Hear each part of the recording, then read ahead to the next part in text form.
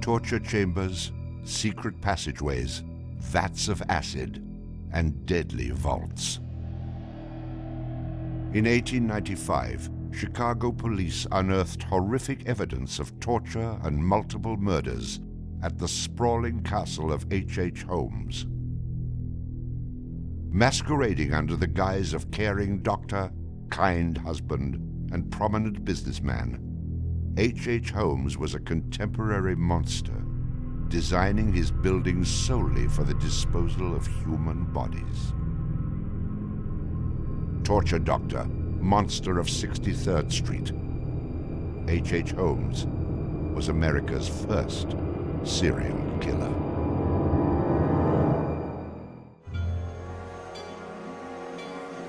Just south of Chicago, the suburb of Englewood was thriving with commerce. The train station itself had 9 leading lines of railway and over 100 trains stopping there every day. No other suburb of Chicago had this luxury. Dr. Henry Howard Holmes, a pleasure to meet you. Arriving in Chicago, Holmes finds work immediately at the E.S. Holton drugstore, located at the southeast corner of 63rd and Wallace in Englewood. Several months later, Everett Holton dies of supposed natural causes. Then Claire Holton, his wife, disappears after selling the drugstore to Holmes. Owning the drugstore, Holmes had a steady flow of cash. He would often purchase and resell goods and properties under his numerous aliases. In addition to scamming creditors, Holmes obtained his funds from other phony inventions, such as a mineral water elixir, which in reality was obtained from the city's water supply. 1888, Holmes secures a lease on the vacant property across the street from the drugstore, the southwest corner of 63rd and Wallace. It is here that Holmes will make his horrific dreams come true. He will construct a building for which the entire world will remember him. Fantasies start very young, and so what he did then was he took a step furtherance of his fantasies to make it reality. And probably, if we had done a little bit of an investigation back then, we would have seen things like his plans, but not just plans for a building, because we'd expect to see architectural plans, but plans for his torture rooms. For the suburb of Englewood, the building Holmes is erecting at 63rd and Wallace is a massive construction project. Day after day, passers-by stop to gaze at the spectacle of the many laborers working together to create a magnificent new edifice in their neighborhood. Englewood residents were so impressed with the massive building that they named it the Castle. From its outward appearance, it seemed rather normal. But like the duality of Holmes, the exterior and interior of the building were extremely different. Holmes himself was the architect of the building. He was the only one who knew its design. There was this constant turnover of workers on the building. He would hire a mason to put in a wall and then fire the guy, or hire somebody to put in part of a staircase and then fire him. And there seemed to be several very sinister reasons behind that. One was he managed not to pay a lot of these people because he was always claiming that they were doing incompetent work. But the other, much more insidious reason was that no one except him really had a clear idea of what the structure of the interior of the house was.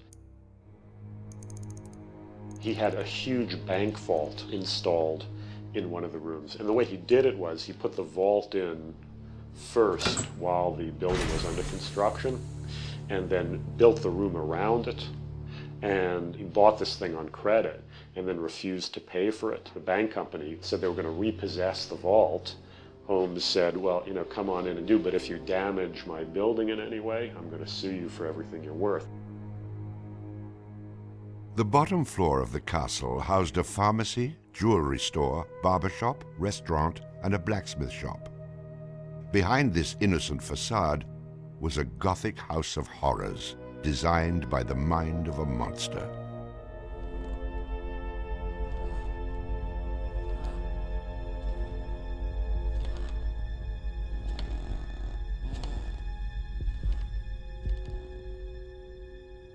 The third floor seemed innocent enough, containing rented rooms, legitimate offices, and Holmes's own bedroom.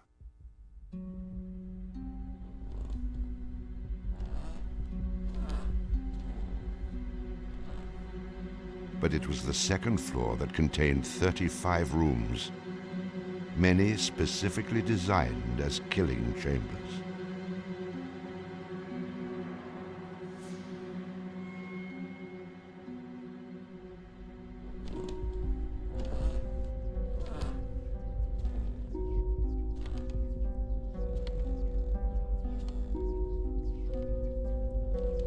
Disorienting unsuspecting victims, the labyrinthian construction contained numerous staircases and doorways that led nowhere.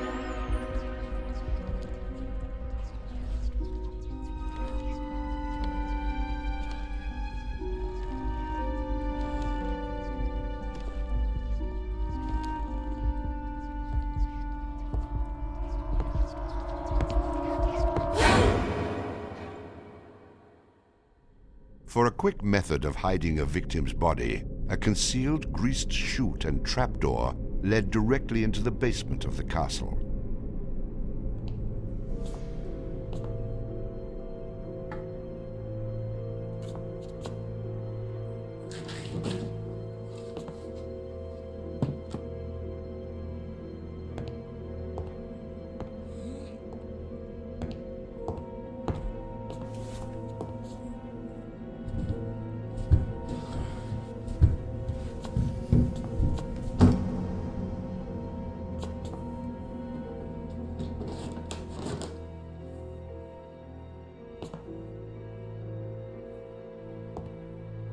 The basement held the most terrifying rooms, resembling a medieval torture dungeon. Acid vats, quicklime pits, and a crematorium disguised as a glass-bending furnace were Holmes's favorite methods of immediate body disposal.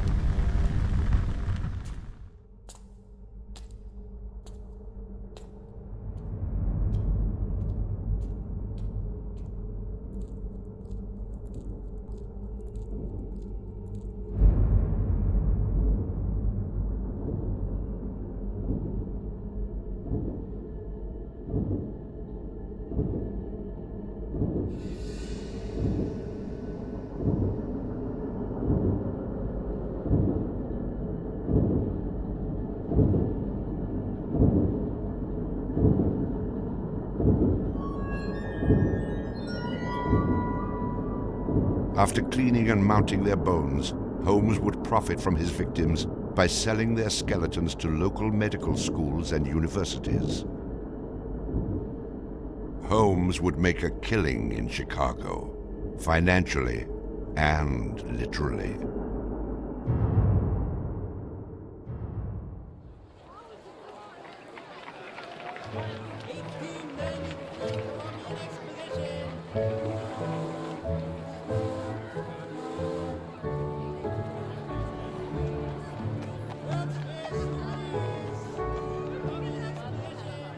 May 1st, 1893, the World's Columbian Exposition is open to the public in Chicago. Spanning 600 acres, sprawled out along beautiful Lake Michigan, the magnificent fair is a monumental sight to behold. Over 20 million people from around the world would attend the dazzling World's Fair between May 1st and October 30th, 1893.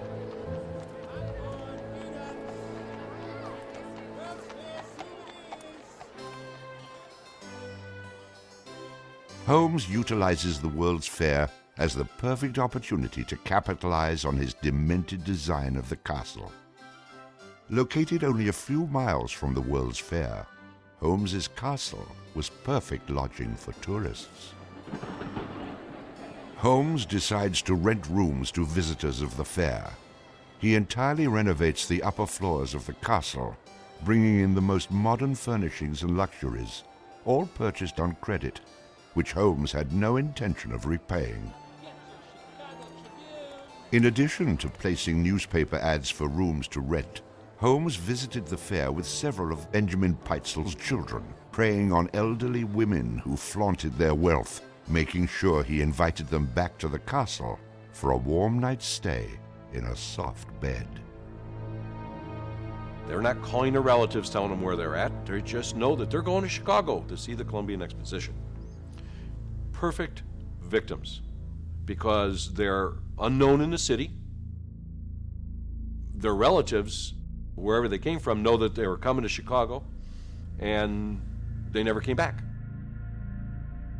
Now, how do you start to find them? They don't even know where they stayed. Perfect, easy victims. I'm sure some of them got in and out of his place with no problem. And others, they walked in and they never checked out. Some of the rooms had been completely lined with asbestos to make them soundproof. Hidden in Holmes's office was a master control panel which connected to gas lines leading into airtight sleeping chambers. Holmes would lead his victims into the rooms, lock them in, and turn on the gas, asphyxiating them while watching their demise. Let me out! Holmes, let me out, please! Holmes! Holmes! Holmes, please! Holmes! At the height of the World's Fair, Holmes masterfully juggles his castle businesses, renting rooms, dodging creditors, selling skeletons, and attending to the needs of the many women in his life. I have had many young ladies in my employ, most of whom are still living in and about Chicago, whose parents and friends know only too well that far from being their seducer, I have done much to materially help them in their narrow lives. Being a personable, attractive young doctor and businessman, Holmes won the hearts of many women throughout his life. At one point, Holmes managed to secretly have 3 wives, each never knowing of the others. In 1890, Julia Connor became Holmes's employee and mistress, living at the castle with her daughter Pearl. When she became pregnant and demanded marriage, Holmes agreed on the condition that she allowed him to perform an abortion on her. She agreed. Neither Julia nor her daughter Pearl were ever seen again. Just a week later, Holmes sold a clean, articulated skeleton to the Hahnemann Medical College for nearly $200. In 1892, Holmes acquired another mistress, Emmeline Sigrand, and employed her as private secretary. Holmes sent Emmeline into the vault to retrieve some papers and sealed it, suffocating her to death. Several weeks later, the University of Chicago acquired a female skeleton from Dr. Holmes. In 1893, Minnie Williams became Holmes's new private secretary and eventually his mistress. Minnie was the beneficiary of a property in Fort Worth, Texas, valued at over $40,000.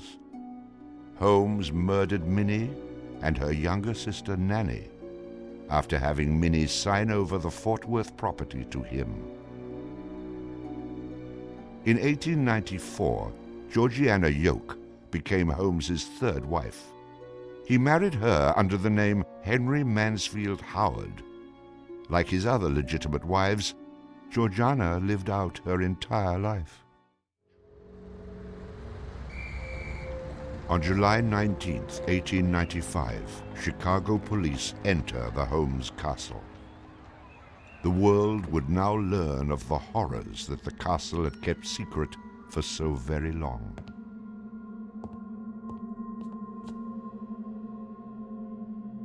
As disoriented detectives and police searched the upper floors of the castle, the true depths of Holmes's evil were waiting in the basement.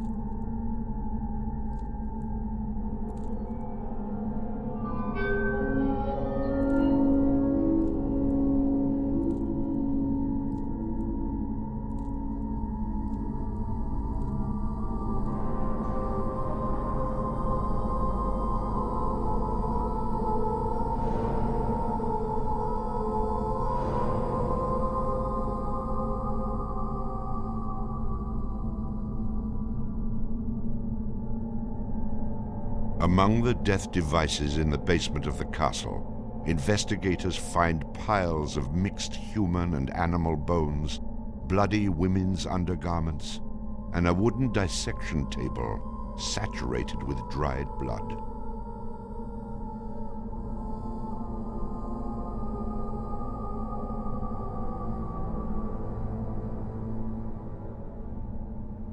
Chicago police were inundated with names of people reported missing from the World's Fair.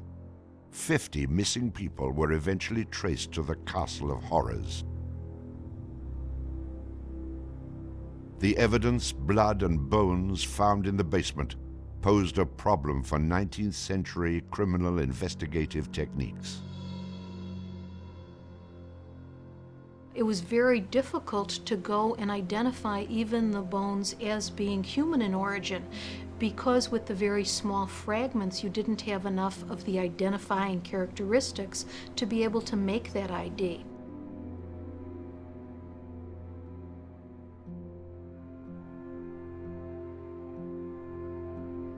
The world is now calling Holmes the monster of 63rd Street, torture doctor, and the modern Bluebeard.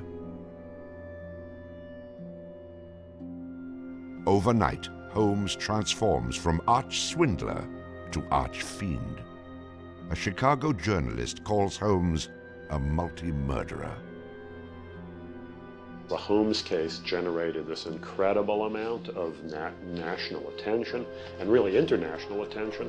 Really in his own time and in America, Holmes was much more notorious and more widely known than Jack the Ripper, who was a contemporary of his. Then as now, people were very, very fascinated to sort of visit the sites of these terrible crimes. And his castle became a kind of tourist site. And there were various people who were wanted to take it over and turn it into a kind of murder museum. And then just before some impresario was about to make it again into this tourist attraction, it burnt down. Somebody burnt it down. I mean, it could have been, who knows, some outraged citizen who didn't want this to become some very morbid tourist attraction.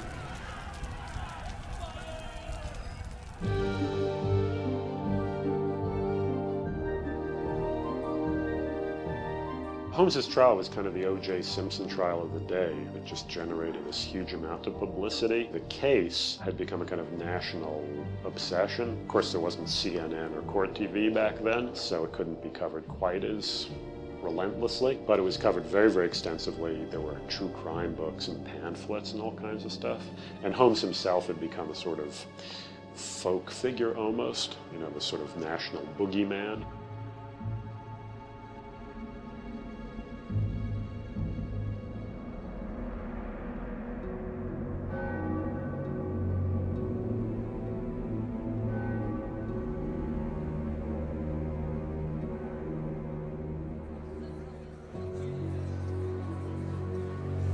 The courtroom fills for the final verdict to be read. Holmes becomes extremely nervous when not one of the jury members looks at him. In his entire criminal career, this is the moment Holmes never believed would occur. He is found guilty of murder in the first degree. Herman Webster Mudgett, alias H.H. Holmes, would be hanged on May 7th, 1896.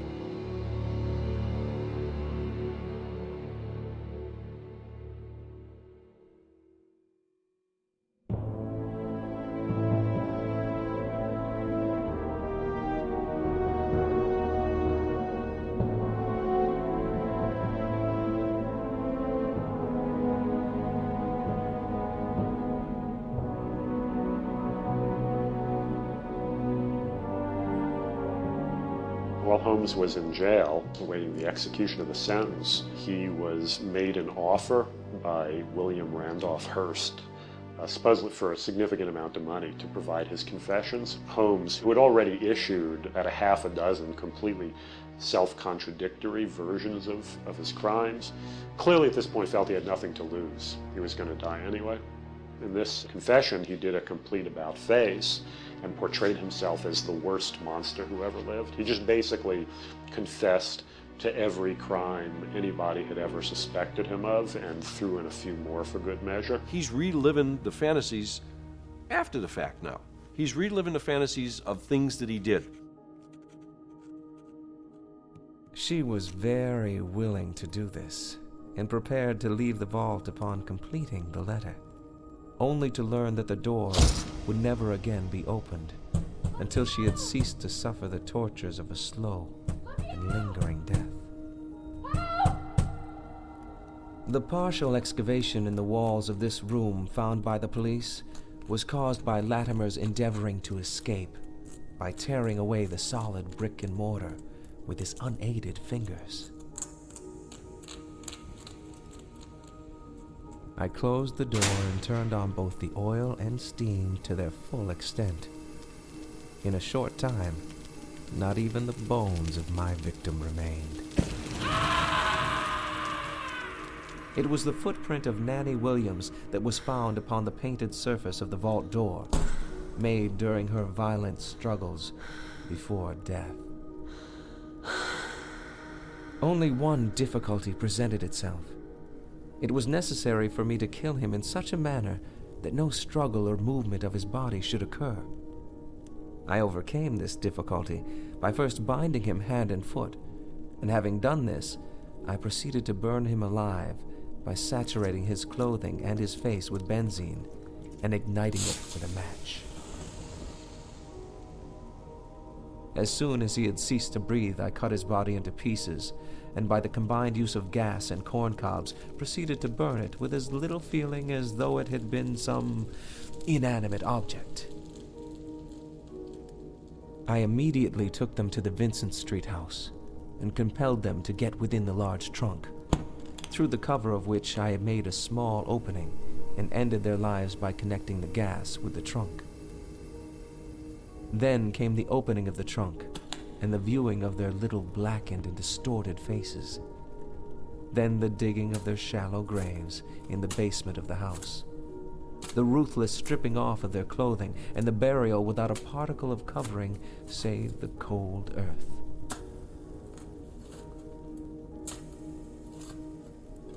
I am convinced that since my imprisonment, I have changed woefully and gruesomely from what I was formerly in feature and figure. My features are assuming a pronounced satanical cast. My head and face are gradually assuming an elongated shape. I believe fully that I am growing to resemble the devil.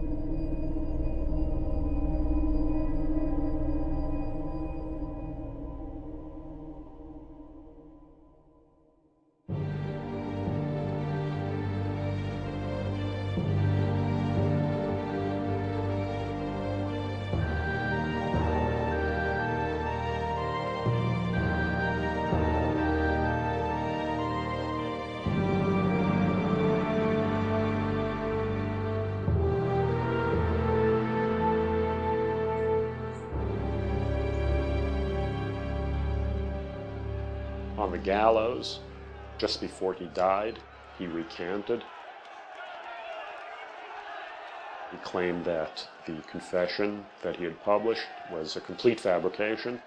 The extent of my wrongdoing in the taking of human life consists in contriving the killing of 2 women that have died at my hands as a result of criminal operations. That is all I have to say.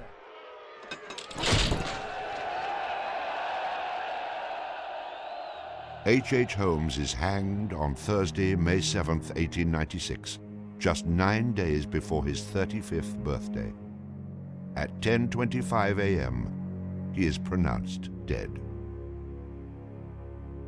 He was very concerned that after his execution, his body would be dug up either by medical men seeking to dissect his brain and find out what made him tick, or just ghoulish sort of, souvenir hunters. And he requested that he be buried within a big slab of concrete, which he actually was. One of the things about Holmes is that nobody knows for sure how many people he actually killed. Although in my researches, which were pretty, I feel, thorough and extensive, it seemed very clear to me that he murdered at least 9 people. There have been stories that he killed 50, 100, countless people, particularly in Chicago at the height of the World's Fair.